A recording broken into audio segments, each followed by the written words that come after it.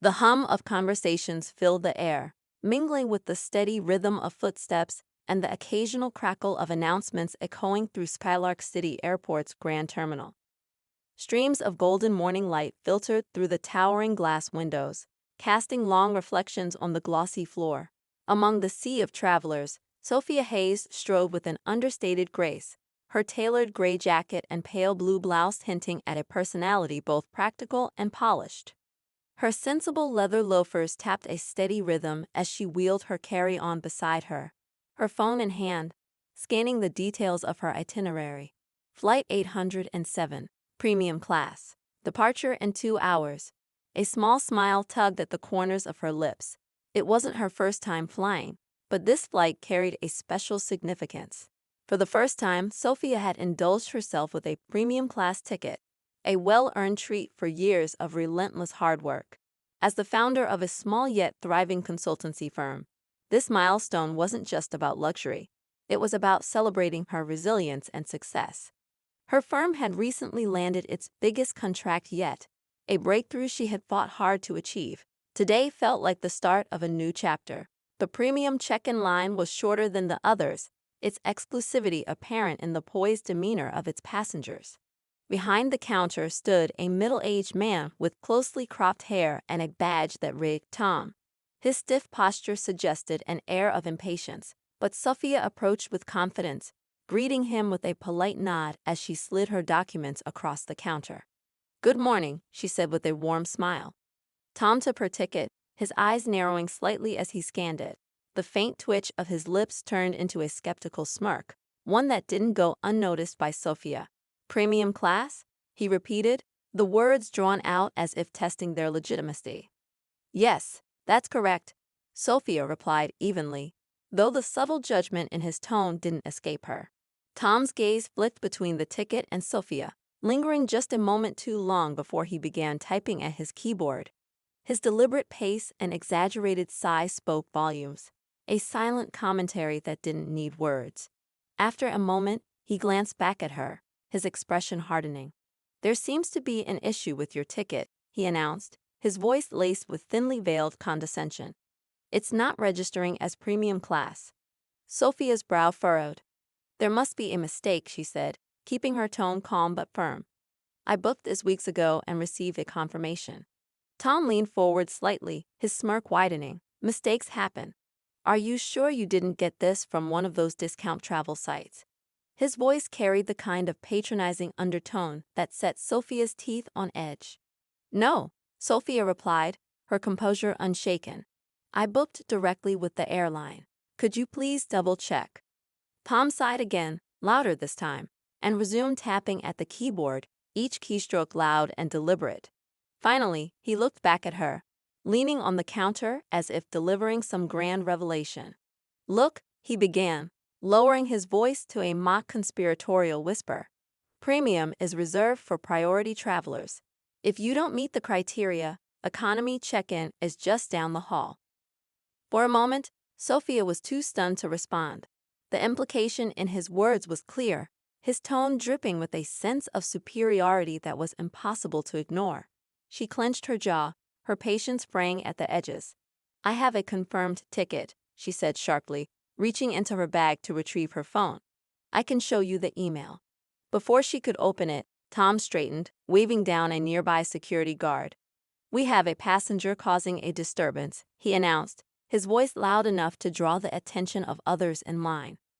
Sophia's stomach churned as the uniformed guard approached, his expression neutral but wary. "What's going on here?" the guard asked, glancing between Sophia and Tom. "She's insisting on premium boarding with an invalid ticket," Tom said, gesturing dismissively at Sophia. His smug expression didn't waver. "That's not true," Sophia interjected, her voice rising slightly in frustration. "My ticket is legitimate, and I haven't caused any disturbance." The guard hesitated, his eyes shifting between Sophia's calm yet firm demeanor and Tom's unyielding stance. The murmurs of passengers behind her grew louder, their curiosity and judgment palpable. Sophia felt a flush of humiliation creep up her neck but refused to let it show. She squared her shoulders, her resolve hardening. "I'll handle this differently," she muttered under her breath, stepping aside to let the line continue. Pulling out her phone, she scrolled through her contacts, her fingers trembling slightly but her mind sharp. Finding the number she needed, she tapped it and raised the phone to her ear. "Hey, it's Sophia," she said when the call connected. Her voice was steady, but the spark of determination in her tone was unmistakable. "Can you have the jet ready? I'll need it within the hour." The person on the other end responded affirmatively, and Sophia ended the call with a quiet thank you. Her heart pounded as she moved toward a quieter seating area, her back straight and her movements deliberate. She refused to let Tom's smugness or the judgmental stares of the crowd diminish her. 15 minutes later, the sound of a sleek private jet descending onto the tarmac turned heads across the terminal. The murmurs grew louder as a glossy black sedan pulled up outside the terminal's private gate. A uniformed chauffeur stepped out, scanning the area before making his way to Sophia. "Miss Hayes," he said with a respectful nod. "Your jet awaits." Sophia stood, adjusting her jacket with a calm confidence that belied the storm of emotions churning inside her. As she followed the chauffeur toward the private gate, every step felt like a reclaiming of her dignity, a reminder of her worth. The passengers who had been so quick to judge now stared in stunned silence, their curiosity replaced by a mix of awe and disbelief. At the base of the jet's staircase, Sophia paused, her gaze sweeping back toward the terminal. She spotted Tom standing frozen behind the counter, his face pale with realization. Their eyes met for a brief moment, but Sophia didn't linger. Without a word, she ascended the steps, disappearing into the luxurious cabin. Inside, she sank into a plush leather seat, her heart still racing but her mind clear. This wasn't just about her flight or her ticket. It was about demanding respect and refusing to let anyone define her worth. As the jet's engines roared to life and the city below faded into a blur, Sophia allowed herself a small smile. This was just the beginning. As the private jet climbed higher, the city below shrinking into a patchwork of roads and buildings, Sophia leaned back into the plush leather seat, her mind replaying the events of the last hour. The indignity of Tom's dismissive smirk, the murmurs of the crowd, and the quiet but sharp sting of humiliation still lingered in the edges of her thoughts. Yet, beneath it all, there was something else, an unwavering resolve that had carried her through the moment. The flight attendant, a poised woman with a kind smile, approached, offering her a warm towel and a glass of sparkling water. Sophia accepted both, grateful for the gesture of civility after the morning's chaos. As she sipped the water, she thought back to the countless challenges she had faced to get here, not just to the skies, but to the place in her life where she could even consider calling for a private jet on a moment's notice. Sophia Hayes hadn't always lived with such ease. Growing up in a small town with limited opportunities, she had learned early on that success wasn't handed out evenly. Her parents, hardworking and deeply supportive, had instilled in her a sense of determination and an unshakable belief in her potential. Her mother often told her, "You have to fight for what's yours because no one will give it to you freely." That wisdom echoed now as she stared out at the clouds, her reflection faintly visible in the cabin's window. Her path had been anything but smooth. College had been her first real taste of independence, but it had also come with its own set of obstacles. She had worked multiple part-time jobs to make ends meet, often sacrificing sleep and social life to keep her grades up. It was during those years that she had discovered her talent for problem-solving and her passion for business. While others doubted her, she had quietly built the foundation of what would become her consultancy firm. The early years of the business had been grueling. Clients were scarce, and every contract felt like a battle to prove her worth. There were late nights, missed opportunities, and moments of doubt when the weight of it all seemed too much. But there had also been victories, small, incremental steps forward that eventually snowballed into something substantial. Her first major client, a local tech company, had taken a chance on her, and that chance had paid off. From there, her reputation grew. Now, years later, she was on her way to finalizing a groundbreaking deal with a multinational corporation, a deal that could change everything for her firm. That was why this flight had mattered so much. It wasn't just about comfort or luxury. It was about marking a turning point in her journey. But Tom's treatment at the airport had been a stark reminder of the biases and barriers she still faced. Even with all her success, Sophia's phone buzzed, pulling her from her thoughts. She glanced at the screen and saw a message from Andrea, her assistant and closest confidant. Andrea had been with her from the beginning, someone who shared her vision and understood the weight of their work. Just heard about what happened at the airport. Are you okay? Let me know if there's anything I can do. Proud of you for handling it like you always do, with grace. Sophia smiled faintly at the message, her fingers hovering over the keyboard before she replied. Thanks, Andrea. I'm okay now. Let's make sure the team is prepped for tomorrow's presentation. We're going to crush this deal. As she hit send, her thoughts returned to the encounter with Tom. It wasn't just about him. It was about a pattern she had seen too many times. People who assumed she didn't belong, who questioned her credentials, or who dismissed her without a second thought. It had happened in boardrooms, during negotiations, and even in casual conversations. Each time, she had risen above it, but today felt different. Today, she had the means to respond in a way that demanded attention. The flight attendant returned with a tray of fresh fruit and pastries, offering them with a polite nod. Sophia thanked her and took a moment to eat, the flavors sharp and refreshing. She needed her strength for what lay ahead. Tomorrow's meeting would require her full focus, and she couldn't afford to let today's incident distract her. Still, the memory of Tom's smug expression lingered. She opened her laptop and began drafting a more detailed email to the airline's executive team, recounting the events with clarity and precision. She wasn't angry, but she was firm. This wasn't just about her. It was about ensuring that no one else had to endure such treatment. Her words flowed effortlessly, each sentence a reflection of her determination to address the issue head-on. She didn't just describe what had happened. She contextualized it, pointing out the larger implications of allowing such behavior to go unchecked. When she was satisfied with the email, she attached a copy of her ticket confirmation and a photo of her boarding pass, ensuring there would be no room for doubt.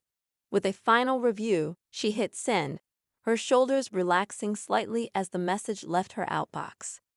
As the jet began its descent, Sophia felt a renewed sense of focus. She had turned a moment of humiliation into an opportunity for change. Tomorrow, she would walk into that meeting with the same confidence she had carried all her life, knowing that she was not defined by the judgments of others. This deal was more than just a milestone for her firm. It was a statement, a testament to her resilience, her vision, and her unyielding belief in her own worth. The plane touched down smoothly, and the chauffeur was waiting as promised, his demeanor professional yet warm. As he opened the car door for her, Sophia felt a flicker of anticipation. She wasn't sure what tomorrow would bring, but she knew one thing for certain: she was ready. This was just the beginning of a story that was hers to write. The following morning, Sophia sat at the grand conference table in the sleek office tower that overlooked the city. The floor-to-ceiling windows offered a breathtaking view of the skyline, but her focus was squarely on the stack of documents in front of her. This was the moment she had been preparing for, the culmination of months of negotiation and strategic planning. Yet, even as she projected calm and confidence, a part of her still felt the lingering echoes of yesterday's encounter at the airport. Across the table, the executives of the multinational corporation chatted quietly among themselves. Their sharp suits and polished demeanor were a reminder of the high stakes of this meeting. This deal had the potential to elevate Sophia's firm to a new level, solidifying its place among the industry's elite. But as much as she was here to prove her firm's capabilities, she also felt a deeper, more personal drive to demonstrate that she belonged in rooms like this, despite those who might doubt her. The lead executive, a tall man with salt and pepper hair and an air of authority, finally turned his attention to her. His name was Michael Carter, and his reputation as a shrewd negotiator preceded him. "Miss Hayes," he began, his voice measured, "we've been impressed with your firm's proposal. However, there are a few concerns we'd like to address before moving forward." Sophia nodded, her expression neutral but attentive. "Of course, Mr. Carter. I'm here to answer any questions and ensure you're confident in our ability to deliver." As the discussion unfolded, Sophia found herself deftly fielding questions, countering concerns, and presenting solutions with the ease of someone who had lived and breathed her work for years. But amid the professional back and forth, a moment of tension arose. One of the executives, a woman named Grace, leaned forward, her expression skeptical. "Your track record is impressive," Grace said, her tone polite but probing. "But I have to ask, how does a smaller firm like yours plan to handle the scale of this project? We've had challenges with larger firms in the past, and it's critical for us to avoid disruptions." Sophia met Grace's gaze, her tone steady. "That's a fair question, and I appreciate your candor. What sets us apart isn't just our expertise, but our agility. Larger firms often struggle with bureaucracy and inefficiency, but we've designed our processes to be both scalable and adaptable. That's why our clients consistently report higher satisfaction rates and better outcomes." She slid a document across the table, highlighting case studies and testimonials that supported her point. Grace studied it carefully, her skepticism softening but not entirely disappearing. It was a small victory, but Sophia knew the battle wasn't over. As the meeting continued, Sophia couldn't shake the feeling that she was being evaluated, not just for her proposal, but for her very presence in the room. It was subtle, the way certain questions seemed pointed, the occasional sideways glance, but she recognized it. It was the same undercurrent of doubt she had encountered countless times before, the same that had fueled her determination to succeed. When the meeting finally adjourned, Michael Carter extended a firm handshake. "You've given us a lot to think about, Miss Hayes. We'll be in touch soon." Sophia smiled, her grip confident. "Thank you for the opportunity, Mr. Carter. I look forward to your decision." As she left the office, her phone buzzed with a notification. It was an email from the airline's executive team. Opening it, she skimmed the message, her lips pressing into a thin line. They had acknowledged her complaint and assured her it was being investigated. But the response felt perfunctory, lacking the weight she had hoped for. It wasn't enough, but it was a start. Later that evening, as Sophia sat in her hotel room, she allowed herself a moment to reflect. The day's events had gone well, but the tension from the airport incident still gnawed at her. It wasn't just about the insult, it was about what it represented. She thought of the countless others who had faced similar treatment without the resources or platform to fight back. That thought strengthened her resolve. She picked up her phone and called Andrea. "I need a list of contacts for advocacy groups focused on equity and inclusion," she said without preamble, "and reach out to the media team. I want to make sure this doesn't get swept under the rug." Andrea didn't miss a beat. "Got it. I'll have something for you by morning." As she ended the call, Sophia felt a renewed sense of purpose. This wasn't just about setting things right for herself. It was about creating change for others who might not have the same opportunities. She knew it wouldn't be easy, but then again, nothing worth doing ever was. The next day, as she prepared for her return flight, Sophia received a surprising call. It was from Michael Carter's office, informing her that the executives had made their decision earlier than expected. They wanted to move forward with her firm. The news brought a surge of pride, but it also deepened her sense of responsibility. This was her chance to show that she wasn't just capable, she was exceptional. At the airport, she walked through the terminal with her head held high. The memory of Tom's smirk still lingered, but she refused to let it overshadow her success. As she boarded her flight, this time without incident, she felt a quiet determination take root. This wasn't just about one moment of humiliation. It was about proving, time and again, that she was more than the biases others placed on her. As the plane soared into the sky, Sophia looked out at the horizon, a sense of anticipation building within her. The conflict wasn't over, but she was ready for whatever came next. The plane touched down smoothly, and as Sophia stepped off into the bustling terminal of her connecting airport, she felt a mix of excitement and nerves. This leg of the journey was personal, a visit to a city where an old friend had planned a celebration dinner in her honor. It was a rare moment to revel in her success and share it with someone who had witnessed her struggles firsthand. Yet the shadow of the incident at Skylark City Airport lingered in her mind, and she found herself glancing at every employee, wondering if prejudice could rear its head again. Her steps were deliberate as she navigated toward the lounge for a brief respite before her next flight. The hum of conversations, the clinking of glasses, and the faint notes of soft jazz filled the air. Sophia's phone buzzed with a message from Andrea. Asterisk, quick update. I've connected with a few advocacy groups. Also, media interest is growing. Let's talk soon. Asterisk. Sophia smiled faintly at the progress. It wasn't just about her anymore. The ripple effect of her actions was starting to gain momentum, and she felt a surge of pride. But before she could fully digest the update, her name was called over the lounge intercom.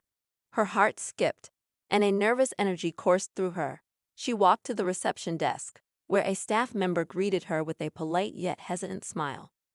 Miss Hayes, I'm so sorry to bother you, but there's been a mix-up with your seat assignment on the next flight. We're working to resolve it. The words mix up sent a jolt through her. It was all too familiar, and memories of Tom's dismissive attitude rushed back.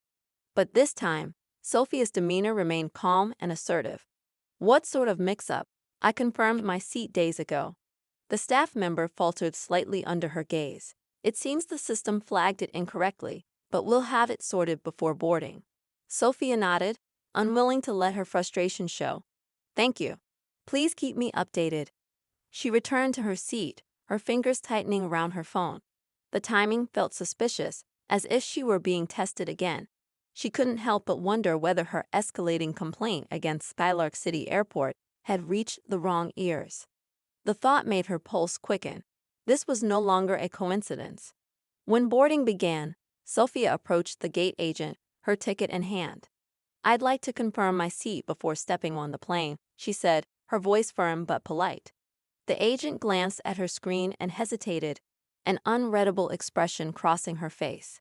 Miss Hayes, I'm sorry, but your seat has been reassigned to economy due to an oversale in premium class. Sophia's stomach churned. Reassigned. She repeated, her tone sharp. I booked premium. This is unacceptable. The agent shifted uncomfortably, clearly unprepared for a confrontation. I understand your frustration, but there's nothing I can do. We're at capacity. Sophia took a steadying breath. Please call your supervisor.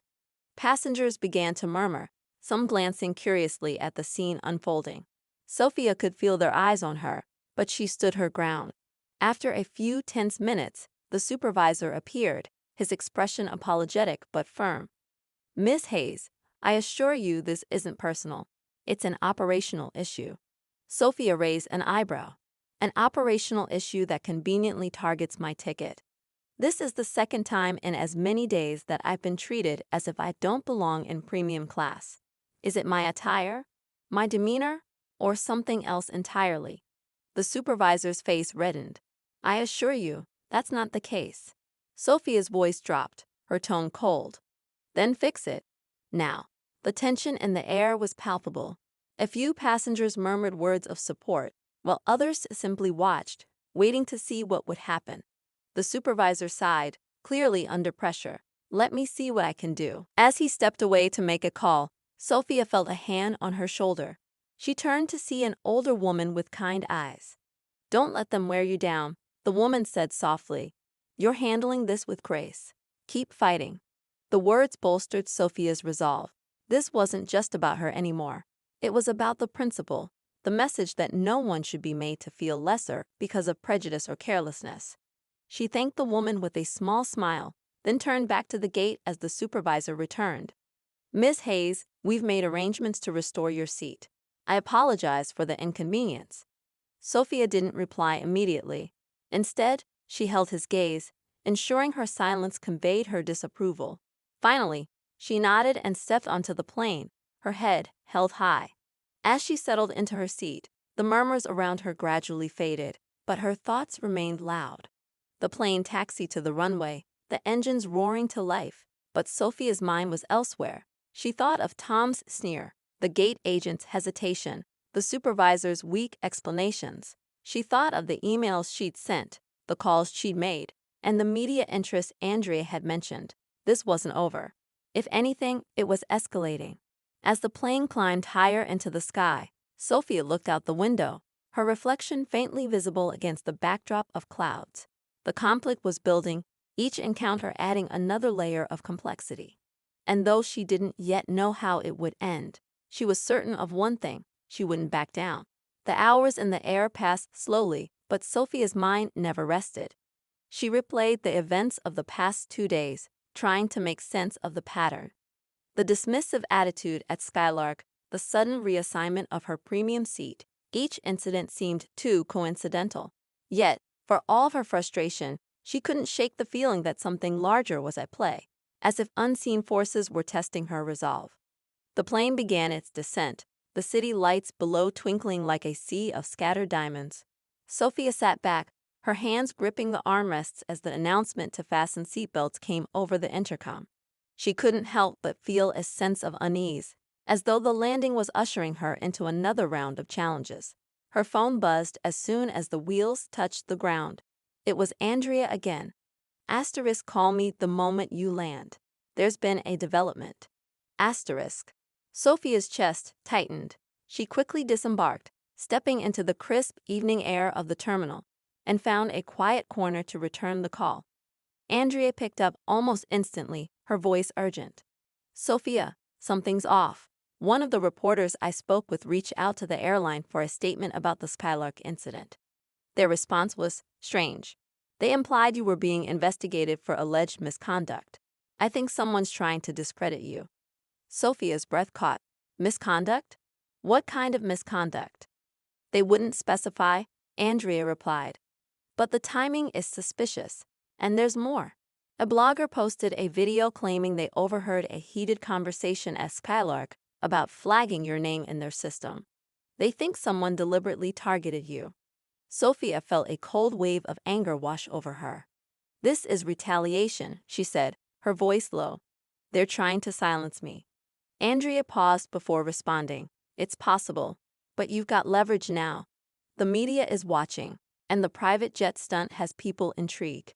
We can turn this around, but you have to tread carefully. If they're spreading lies, we need proof to shut it down.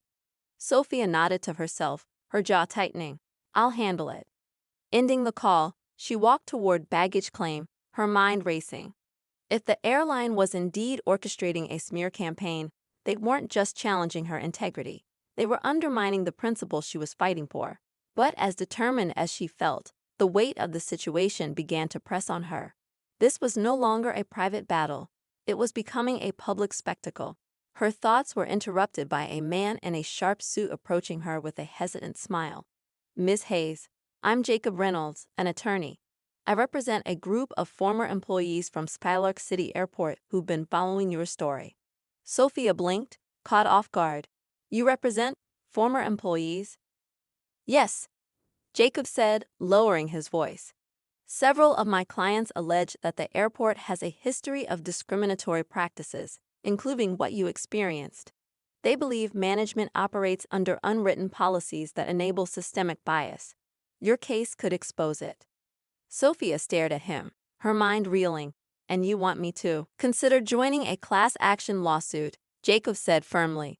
Your story is powerful. It could be the tipping point we need to hold them accountable. Sophia hesitated. The idea of joining a lawsuit felt like stepping into uncharted territory, escalating the conflict to a level she hadn't anticipated. But the thought of exposing deeper injustices struck a chord. She thanked Jacob, promising to think it over, and walked away with his card in hand. Later, in the quiet of her hotel room, Sophia sat by the window, staring at the city lights below. Her phone buzzed with messages from friends and strangers alike, some offering support, others sharing similar experiences. One caught her attention, a woman claiming to have worked at Skylark years ago, who hinted at something bigger. They keep files, the message read. Internal notes about problematic passengers. If you were flagged, it's in there. Sophia's heart raced. This could be the proof Andrea had mentioned. But how could she access it? The answer came quickly, her mind racing with possibilities. There had to be someone within the system willing to help, someone who believed in justice as much as she did. It was a risk, but she was ready to take it. The stakes were higher now, and walking away wasn't an option. As the night deepened, Sophia drafted an email to the airline's executive team, demanding clarity on the misconduct allegations and the systemic issues at Skylark, but she stopped short of sending it. Instead, she made a note to consult with Andrea and Jacob first. If she was going to fight this battle, she needed to be strategic. The sound of a jet engine roaring in the distance pulled her from her thoughts. She looked out the window, watching as a plane climbed into the night sky, its lights blinking against the darkness. It was a stark reminder of how far she'd come and how far she was willing to go. Whatever lay ahead, Sophia was determined to face it head-on. Sophia woke early the next morning, a mix of determination and unease gnawing at her. She had spent hours piecing together a plan, leaning heavily on Andrea's advice and Jacob's insights. The stakes had grown immeasurably since her confrontation at Skylark Airport. What started as a humiliating encounter was now a fight for respect and justice, not just for her, but for countless others who had faced similar biases. Her first call was to Jacob. They agreed on a meeting later that day to discuss how her potential involvement in the lawsuit could amplify its impact. But Sophia couldn't shake the urgency of the tip she'd received about Skylark's internal files. If these documents existed, they could provide irrefutable evidence of systemic wrongdoing. It was a chance to hold the entire operation accountable.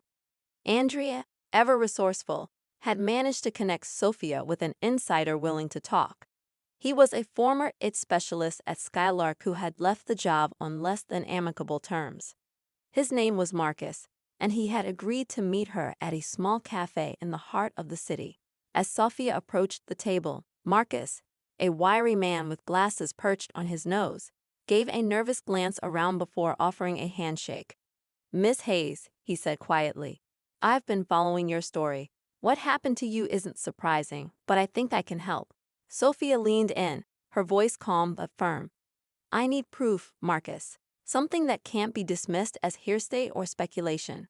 He nodded, pulling a small flash drive from his pocket and sliding it across the table.